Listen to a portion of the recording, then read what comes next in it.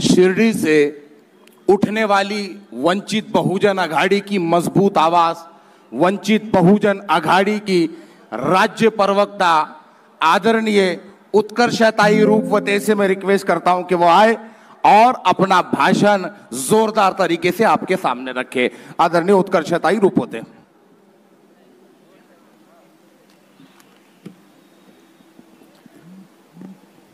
थोडा आवाज येऊ द्या, द्याल ना?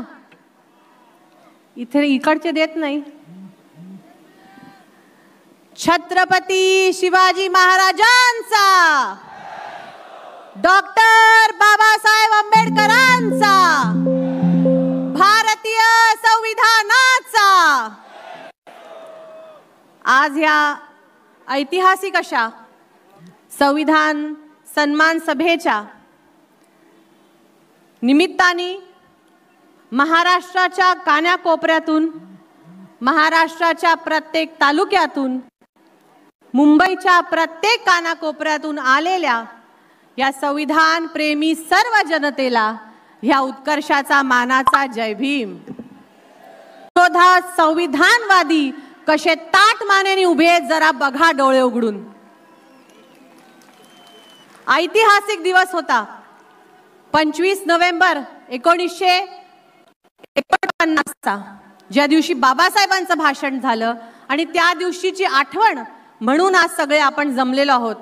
निश्चित बाबासाहेबांनी आपल्या भाषणामध्ये संविधानाची बाजू मांडली, पण आपल्याला वॉर्निंग सुद्धा दिली, आपल्याला सुतोवाच केला की जर हे संविधान, जर हा देश चुकीच्या माणसांच्या हाती, चुकीच्या शक्तींच्या हाती पडला तर आपला रास होऊ शकतो।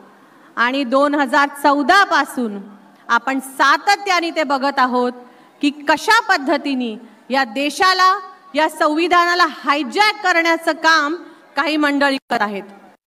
अमृत काल सुरू आहे म्हणतात, मला अमृत दिसलं नाही कुठं। मोदीजी म्हटले अच्छे दिन आएंगे, आले का अच्छे दिन? 2 कोटी नोकऱ्या मिळाल्या का आपल्याला? शेतकऱ्यांची आमदनी हम दुगनी करेंगे म्हटले, इथे शेतकऱ्याच्या आत्महत्या दुगण्या झाल्या। ते म्हटले अच्छे दिन आएंगे, लेकिन किसके आएंगे वो हम नहीं बताएंगे। आलेत काही लोकांचे अच्छे दिन, ते अदानी असो, अंबानी असो, ह्या देशाचे सगळे उच्चभ्रू असो, एका बाजूला सगळी जनता आणि 1% लोकांकडे 70% संपत्ती देशाची आज एकवटली आहे।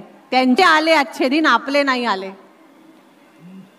ह्या संविधानाच्या महोत्सवामध्ये निश्चित आम्ही सगळे अभिमानाने सांगतो की आम्ही बाबासाहेबांना मानणारी माणसं आहोत, आम्ही संविधानाला मानणारी माणसं आहोत। पण फक्त खूप चांगलं चाललंय, सब चंगासी असं म्हणून नाही चालणार। 3च मुद्दे, फक्त 3 मुद्दे मांडून मी इथे थांबणारे, बोलणारे भरपूर लोक आहेत। ह्या देशाच्या संविधानाने ज्या वंचित घटकांसाठी सर्वात जास्त नमूद केलं, ज्या वंचित घटकांना संरक्षण देण्यासाठी सर्वात जास्त काम केलं, त्यांच्यापैकी फक्त 3 घटकांबद्दल मी इथे बोलणार आहे। सर्वप्रथम आपला शेतकरी। शेतकरी बांधव राबला नाही तर तुम्ही आणि आम्ही रात्रीचं काय, सकाळचं काय, काहीच अन्न खाऊ शकणार नाही। पण त्या शेतकऱ्याचं आज काय हाल सुरू आहे महाराष्ट्रामध्ये, देशाचा सोडाव, महाराष्ट्रात काय हाल सुरू आहे मी नेहमी माझ्या सगळ्या भाषणांमध्ये आकडे मांडते आणि आकडे मांडणार। 3च महिन्यामध्ये, जानेवारी, फेब्रुवारी, मार्च 2025 या 3च महिन्यामध्ये 600हून अधिक, 700हून अधिक शेतकऱ्यांनी आत्महत्या केल्या। कुठे मॉस्कोमध्ये नाही केल्या, जर्मनीत नाही केल्या, आपल्या मराठवाड्यात, आपल्या विदर्भात केल्या। तुम्ही जर टक्केवारी काढली तर दिवसाला 8 शेतकरी म्हणजे तासाला किती शेतकरी आत्महत्या करतात ह्याचा विचार करा। दुसरा महत्त्वाचा घटक, 50% आमच्या महिला आरक्षण दिलं, स्थानिक स्वराज्य संस्थेमध्ये आरक्षण 50% दिलं, पण जगण्याचा अधिकार देतोय का हा समाज, हा विचार करा। अत्याचाराच्या बाबतीमध्ये महाराष्ट्र सर्वात पुढे। 2024चे आकडे फक्त सांगते, तुमचं मन थक्क होईल। 7,940 बलात्कार एकट्या महाराष्ट्रामध्ये एका वर्षात घडले. तुम्ही जर वजाबाकी केली तर दिवसाला 22 ते 24 बलात्कार होतात. म्हणजे तासाला किती बलात्कार होतात हा हिशोब लावा भावा बहिणींनो. ही सभा संपेपर्यंत ह्या महाराष्ट्राच्या कुठल्या तरी कोपऱ्यात पुन्हा एकदा कुठली तरी निर्भया झालेली असणारे अशा घाणेरड्या परिस्थितीत आज आपण पोहोचलो आहोत. आणि तिसरा महत्त्वाचा मुद्दा, बाबासाहेबांचे सगळे लिहिलेले लेख वाचून सगळे पुढारी डायलॉग मारतात की वाघिणीचं दूध काय आहे, शिक्षण वाघिणीचं दूध आहे. पण आता बहुजनांच्या आयुष्यामधून ते शिक्षण संपवून टाकायचं, आमच्या मराठी शाळा, जिल्हा परिषदेच्या शाळा संपवून टाकायच्या, मुंबई महानगरपालिकेच्या शाळा संपवून टाकायच्या, म्हणजे बहुजनांचं शिक्षणच संपलं. गेल्या 7 ते 8 वर्षामध्ये 20,000 पेक्षा जास्त शाळा बंद पाडल्या. हे कोण करतंय? हे आपण निवडून दिलेले लोक करतायत. हे कशामुळे होतंय? अरे त्यांचा अजेंडाच तो आहे, त्याच्यामुळे होतंय. हे लक्षात ठेवा. त्यामुळे फक्त संविधान की जय म्हणून चालणार नाही. या सगळ्या गोष्टींना जे तुम्हाला पाठिंबा देईल, हे सगळ्या गोष्टी जे थांबवू शकेल, ते नेतृत्व फक्त आपल्याकडे आहे. ते डोळसपणे बघा आणि त्या नेतृत्वाच्या पाठीशी उभा राहा, एवढीच एक विनंती या निमित्ताने करते. काही दिवसाआधी स्नेहलताई आणि आम्ही मुंबईच्या मंत्रालयासमोर एक मोर्चा केला आणि महिलांना संरक्षण देणाऱ्या पोलिसांनी आम्हाच महिलांना मारपीट केली. स्नेहलताईंना तर अक्षरशः रक्तबंबाळ केलं.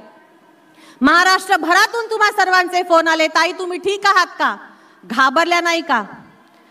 मी म्हटलं, जिनके पीछे अंबेडकर खड़े वो भला किससे डरे, जिनके पीछे अंबेडकर खड़े वो भला किससे डरे.